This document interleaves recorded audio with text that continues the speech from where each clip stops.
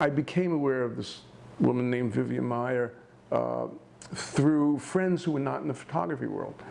Suddenly I was getting emails here and there, usually from old friends from Brooklyn, who said, "Hey Howie, do you know about this Vivian Maier? This great discovery was made in Chicago. She's a really amazing photographer."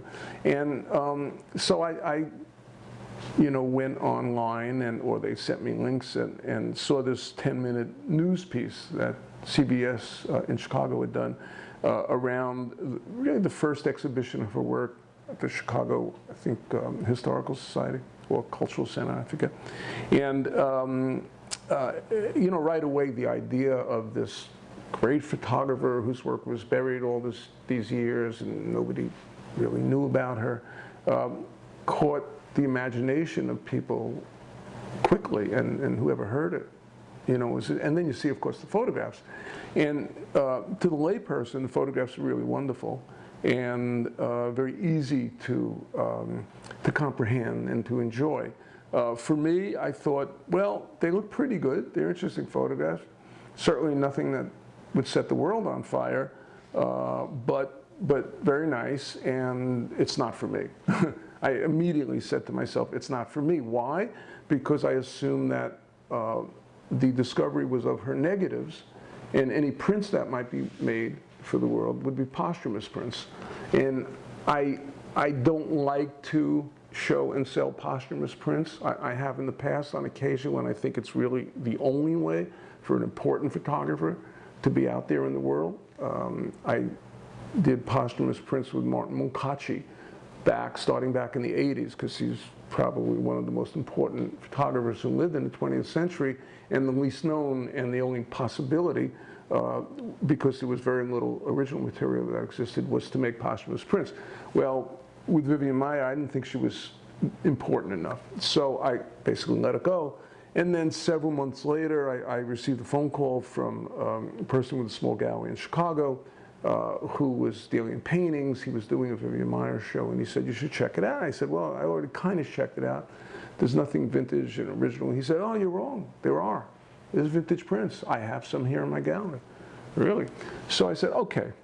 I said to someone on my staff, I'm thinking maybe I should call John Maloof, check him out. He was the one who was famously had discovered the work. He wasn't the only one, but he was the one who set up this exhibition and was talked about on television. And someone said to me, "Well, John Maloof's already contacted you about 4 or 5 months ago, and you blew it off. You said you weren't interested." I said, "Well, now I'm interested." So, okay. So I called John. I go out to Chicago. I spend the day with him. He starts talking about Vivian Maier and all that he's learned, and he's already learned quite a bit, because it turns out that he is a very intelligent and curious person who did not buy this stuff for any other reason than maybe to have some old photographs of Chicago and use in a book about his neighborhood to maybe help his little real estate business, family real estate business he was in. But he showed me about 250 photographs that he had scanned from the negatives, and I looked at them on the screen.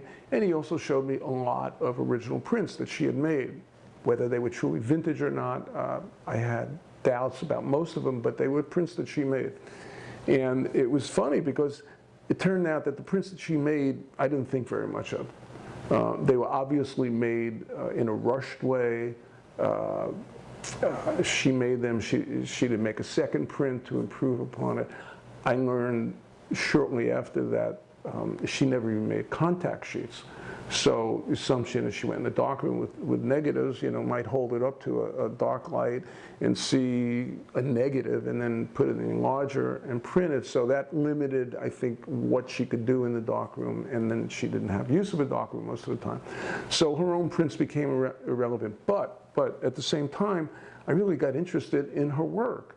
I started looking at these pictures more seriously and realized there was a strong personality there. There was a strong sense of vision, even though you had to look at the right pictures. You had to edit her work a bit to see that.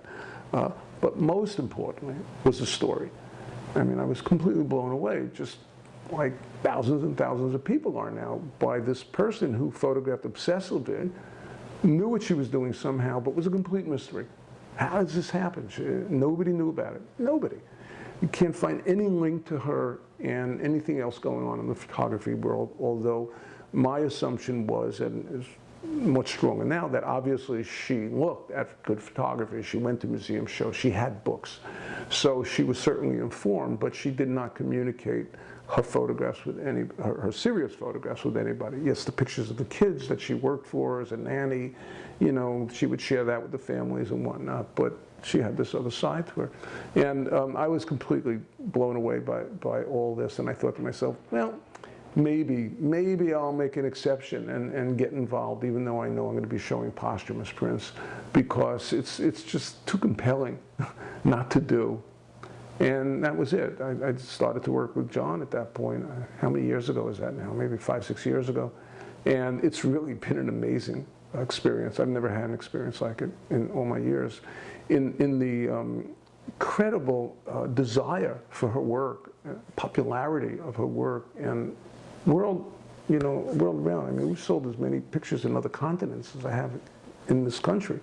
And almost entirely to people who are not sophisticated photo collectors, mostly to the masses, if you will.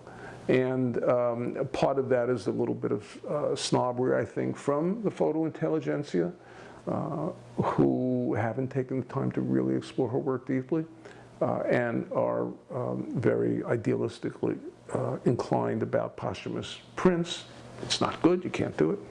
So there's that element, but for most people, they love the work and they're fascinated by the work, and it's been quite an odyssey.